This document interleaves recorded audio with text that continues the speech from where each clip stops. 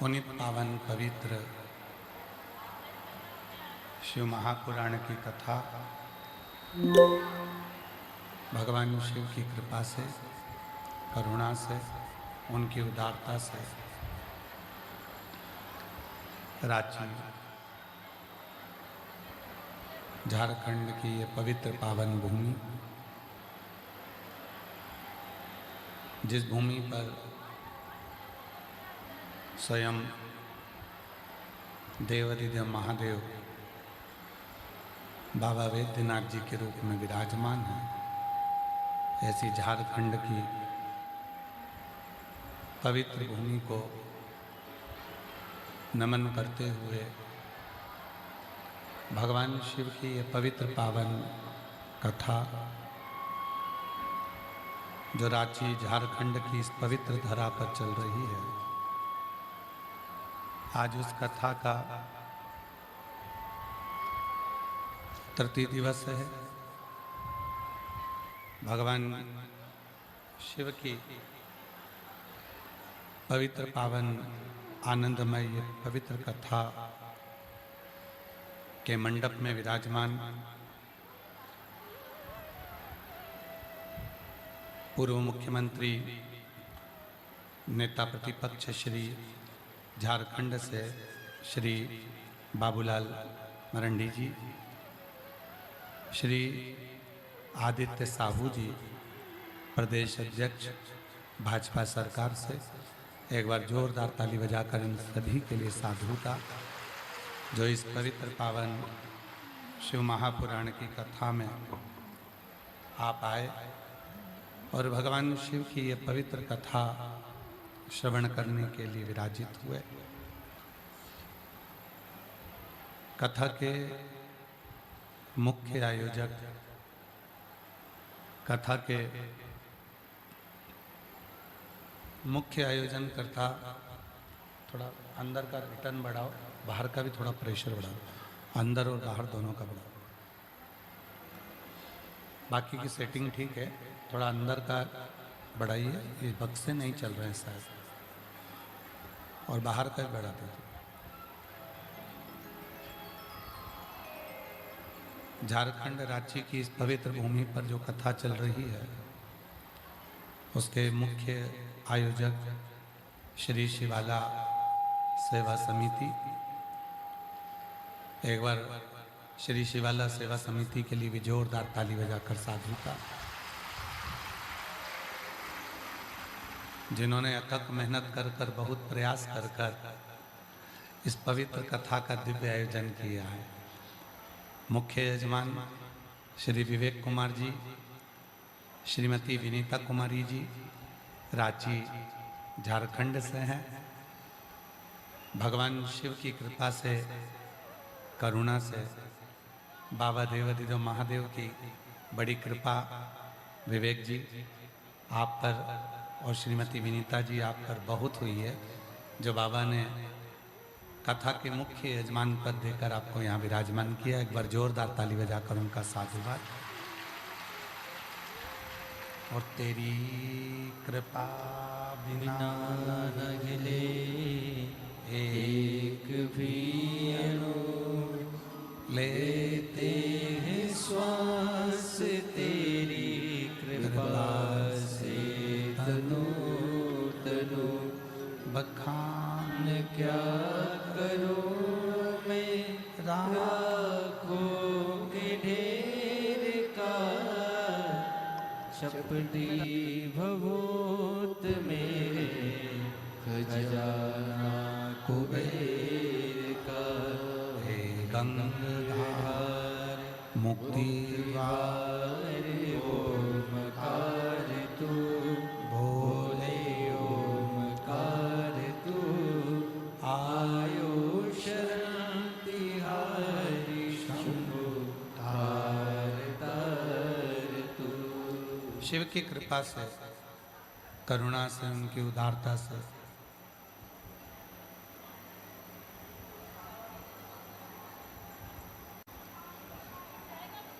रांची की ये पवित्र पावन भूमि जहाँ भगवान शिव को प्राप्त करने के लिए, भगवान शिव को अपने भीतर विराजमान करने के लिए आप और हम यहाँ आए हैं।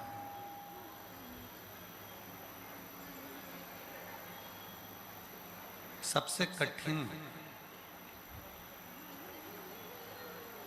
अगर कुछ है तो भगवान में अपने दिल को लगाना, अपने मन को लगाना।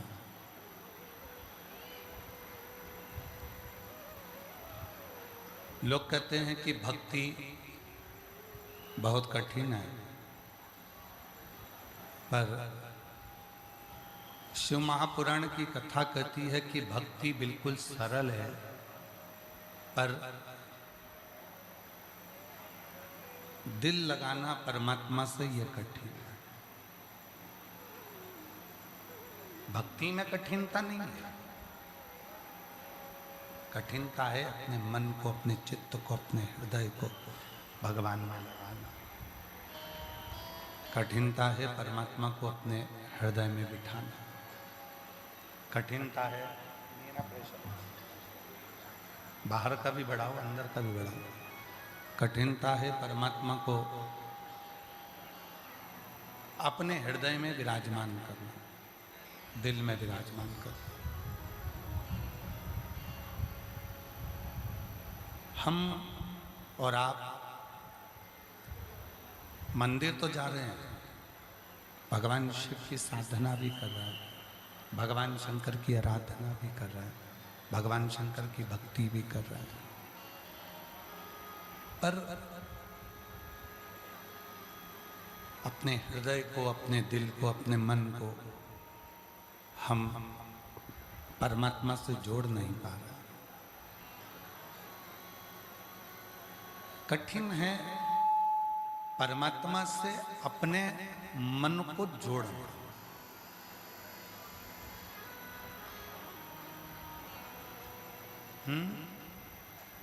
आवाज नहीं आ रही बेटा, प्रेशर खोलो, अंदर भी प्रेशर नहीं आ रहा, प्रेशर नहीं आ रहा है, आवाज सुनाई नहीं दे रही। इस मन को, इस चित्त को, इस हृदय को परमात्मा से जोड़ना ये बहुत कठिन है।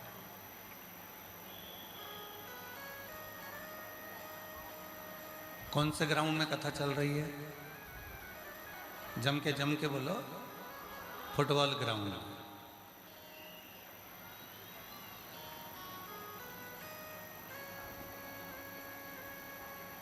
एक गेंद,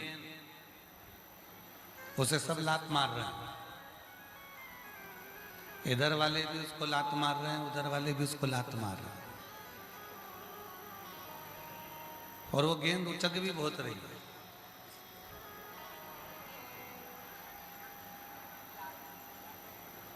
फुटबॉल ग्राउंड है,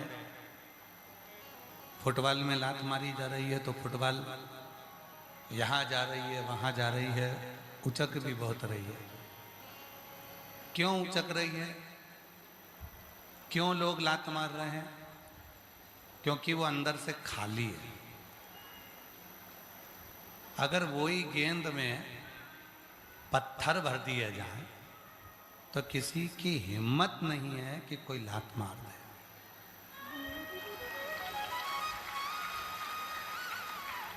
गेंद खाली है, इसलिए उसको लात मारी जा रही है,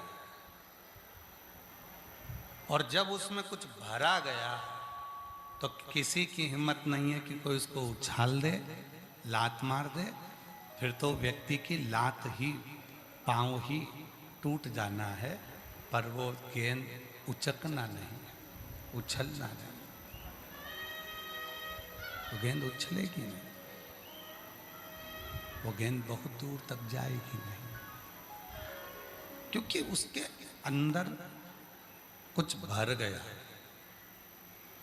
शिव महापुराण की कथा भी ये कहती है, जब तक तुम खाली हो तब तक दुनिया तुमको उछालती रहेगी, अपशब्द कहती रहेगी, ताना देती रहेगी, गाली देती रहेगी, कोसती रहेगी, आड़ा टेढ़ा बोलती रहेगी। और जिस दिन तुमने अपने अंदर शिव को भर लिया, फिर दुनिया की सामर्थ्यता नहीं है कि कोई तुमको ठोकर लगा दे। फिर किसकी सामर्थ्यता होगी? कौन होगा? कौन ठोकर लगाएगा? किसकी सामर्थ्यता होगी? जो आपको ठोकर लगा दे। किसकी सामर्थ्यता होगी? जो आपको लात मार दे। फिर कोई सामर्थ्यता किसी की नहीं है कि कोई लात मारेगा, कि कोई तुमको ठोकर लगाएगा। ना कोई लात मार सकता है, ना कोई ठोकर लगा सकता है। कोई नहीं लगा पाएगा, बस उसको अंदर से भरना पड़ेगा। और इस मैदान में, फुटबॉल के इस ग्राउंड में, ना जाने कितनी टीमें हारी होंगी और कितनी टीमें जीती होंगी।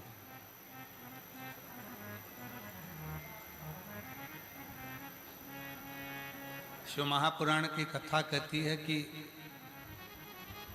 मैदान में हार गए तो एक ना एक दिन कभी ना कभी जीत जाओगे, पर मन से हार गए तो जिंदगी में कभी जीत नहीं पाओगे। इसलिए अपने आप को इतना प्रबल करिए, इतना बलवान करिए कि मन से नहीं हार।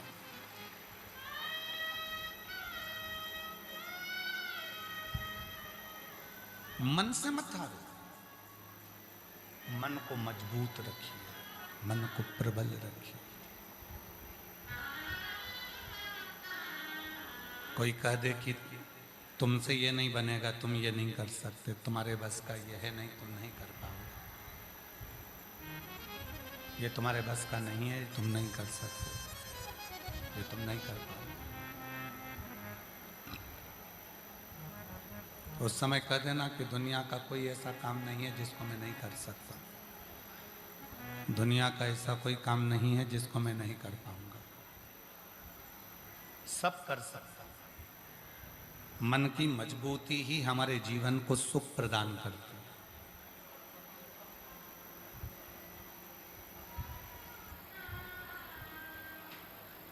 हारना नहीं है। कितना चल कर आयो, रोड पर गाड़ी लगाई है, पैदल पैदल पैदल पैदल चलते जा रहे हो। आज तक कोई ऐसा व्यक्ति नहीं है जिसने किसी के हाथ को प्रणाम किया हो। आज तक कोई ऐसा व्यक्ति नहीं है किसी ने किसी के सिर को प्रणाम किया हो। आज तक कोई ऐसा व्यक्ति नहीं है किसी ने किसी के कंधे को प्रणाम किया हो। आज तक कोई ऐसा व्यक्ति नहीं है किसी ने किसी के हृदय को प्रणाम किया हो। आज तक कोई ऐसा व्यक्ति नहीं है किसी ने उसके उदर को, पेट को प्रणाम किया। आज तक कोई ऐसा व्यक्ति नहीं है कि किसी के घुटने को प्रणाम किया। लोग प्रणाम करते हैं तो चरण को करते हैं, पाँव को करते हैं, पंजे को करते हैं। जो पंजे पृथ्वी पर रमे लगे हुए हैं, लोग उस पर अपना सिर रखते हैं, उसको प्रणाम करते हैं। लोग हाथ को कभी प्रणाम नहीं करते, सिर को कभी प्रणाम नहीं करते, नेत्रों को कभी प्रणाम नहीं करते। लोग अगर किसी को प्रणाम करते हैं तो उसके पाँव को प्रणाम करते हैं। क्यों करते हैं? क्योंकि वही पाँव हैं जो व्यक्ति को मंजिल तक लेकर जा सकते हैं। ये पाँव हैं जो तुम्हें कथा तक लेकर आ सकते हैं। ये पाँव हैं जो तुम्हें चलाकर शिव के धाम तक लेकर जा सकते हैं। और यही पाँव हैं जिनको चलकर तुम अपने जीवन की ऐसी कोई मंजिल नहीं, ऐसा कोई लक्ष्य नहीं जहां तक तुम पहुंच नहीं। पूजन, शिव आराधना, शिव साधना, शिव मंत्र, शिव की उपासना दो तरह से लोग करते हैं। एक पूजन होती है दिखाने की, एक मंत्र जपा जाता है दिखाने को, एक साधना होती है दिखावे की, और दूसरी साधना होती है भगवान को रिझाने की। विवेक जी,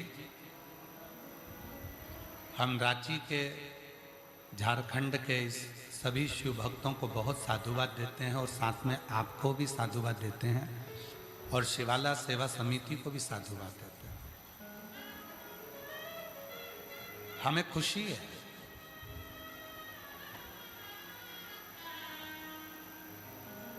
कि यहाँ कलश यात्रा निकली तो किसी कलश की कीमत नहीं लगाई गई।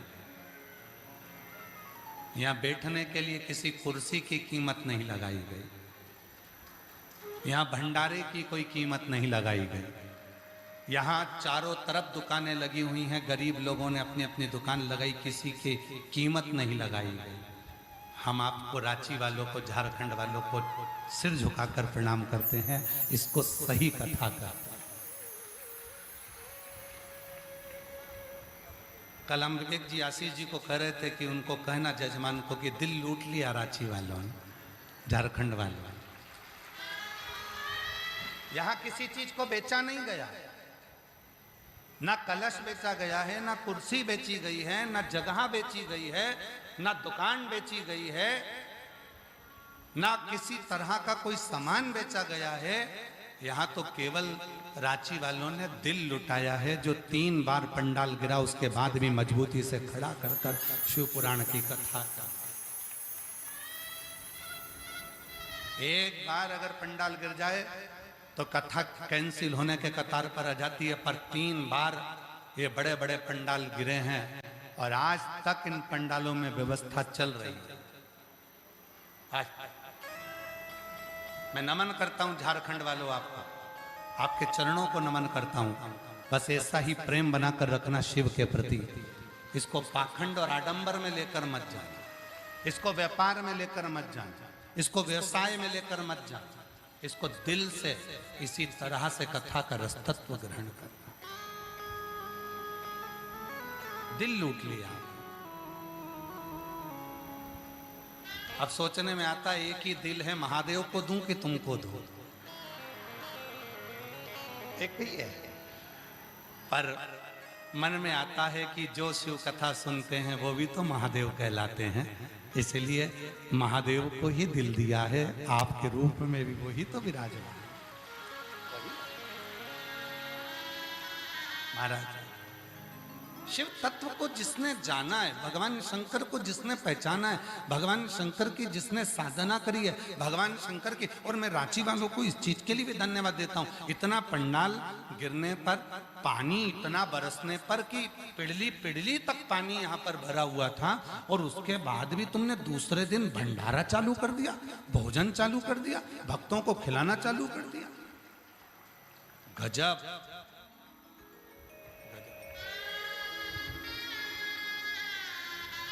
नजर उतर वाले ना घर जाके सभी साधुता है आपका, स्नेह है आपका।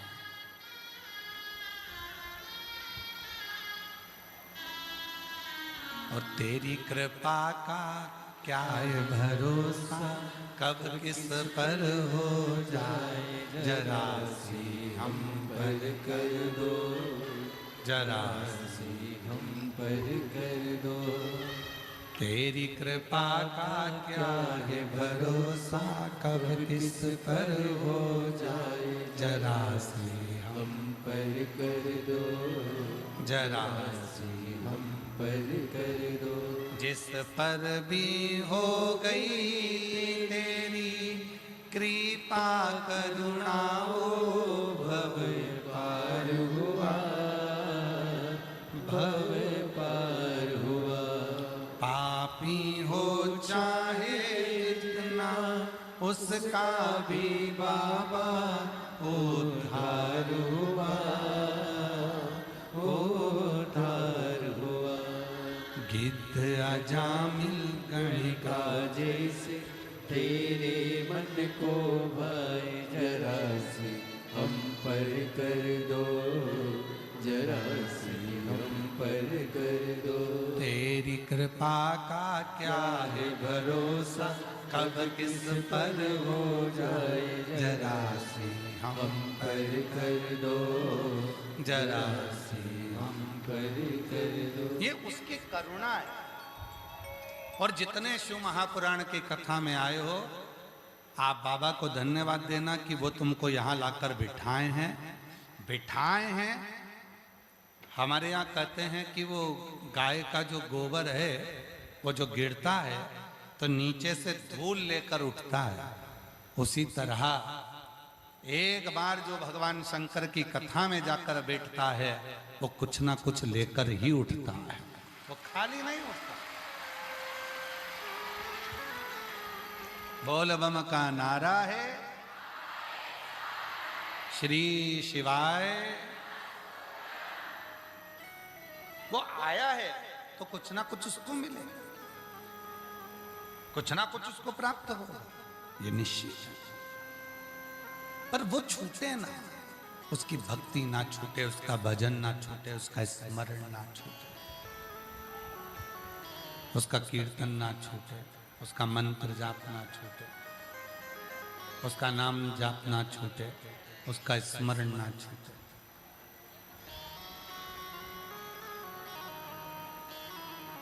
बुखार आता है,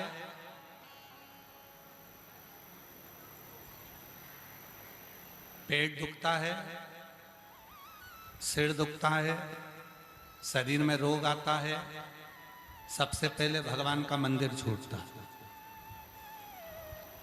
कितने लोग हैं जो बुखार में खाना छोड़ देते हैं, कितने लोग हैं पेट दुख रहा है तो भी डॉक्टर साहब से कह रहे हैं बहुत पेट दुख रहा है डॉक्टर साहब। डॉक्टर साहब ने दवाई दे दी, दवाई देने के बाद फिर पूछा मैं क्या खाऊं शाम को, तो डॉक्टर ने कहा प्राण मत खा जा। मतलब अभी भी उसको ये है कि पेट दुख रहा है तो भी मैं पूछ रही हूं कि शाम को क्या खा। सिर दुख रहा है, आज मेरा सिर दुख रहा है मंदिर नहीं जाऊंगी, आज मेरा पेट दुख रहा है मंदिर नहीं जाऊंगी, आज जल चढ़ाने नहीं जाऊंगी, आज मेरा कंधा दुख रहा है मंदिर नहीं जाऊंगी, आज मेरी कमर दुख रही है नहीं जाऊंगी, आज मेरा पाँव दुख रहा है नहीं जाऊंगी, घर में मेहमान आए मंदिर नहीं जाऊंगी, घर में बच्चा जन्म ले लिया 10 दिन की छुट्टी मंदिर नहीं जाऊंगी, कोई निपट गया, कोई निपट मंदिर नहीं जाऊंगी, जन्म लिया तो मंदिर छूटा, मरा तो मंदिर छूटा, बीमार हुआ तो मंदिर छूटा, मेहमान आए तो मंदिर छूटा, कहीं गई तो मंदिर छूटा। अब विचार करिए, इतने समय में जन्म लिया बच्चा तो खाना छूटा किसी का, बोलते जाओ जम के बोलो जरा रांची वाले, छूटा नहीं, कोई निपटा तो खाना छूटा, आग लगा के आए घर में पूरी सब्जी खाए, पड़ोसी बना के लाया खाओ खाओ खाओ खाओ, सब खाए।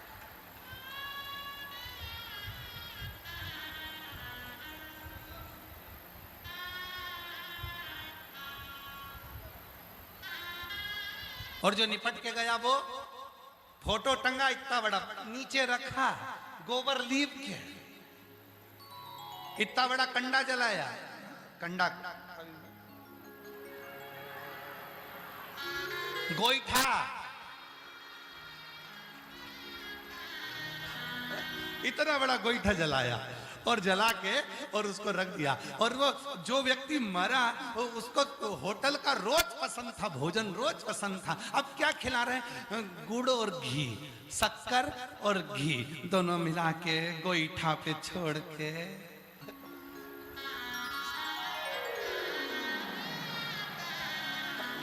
गोईठा पे छोड़। जन्म लिया बच्चा तो भोजन नहीं छूटा, कोई गया तो भोजन नहीं छूटा। जरा विचार करो, कथा कितने दिन की है? 7 दिन। ब्रज में जो गोवर्धन पर्वत है जिसकी लोग परिक्रमा करते हैं वो कितने कोस का है? 7 कोस। भगवान कृष्ण ने उस पर्वत को कितने दिन तक उठाया था? 7 दिन। भगवान कृष्ण ने जब पर्वत उठाया था तो उनकी उम्र कितनी थी? 7 वर्ष। दिन कितने होते हैं? रविवार, सोमवार, मंगल, बुध, गुरु, शुक्र और शनि। कितने? 7। आपका और हमारा जन्म कितने दिन में हुआ? 7 दिन में। कोई रविवार को, कोई सोमवार को, कोई मंगल को, कोई बुध को, इन्हीं 7 दिन में सब पैदा हुए। मरोगे कितने दिन में? यही 7। शिव पुराण कितने दिन की? 7। और वही 7 दिन जीवन के मिले हैं। रविवार को जन्म हुआ, सोमवार को बड़े हुए, मंगलवार को ब्याह हुआ, बुधवार को बच्चे हुए, गुरुवार को बीमार पड़े, शुक्रवार को हॉस्पिटल गए, शनिवार को निपट गए। 7 दिन पूरे हो गए। 7 दिन ऐसी।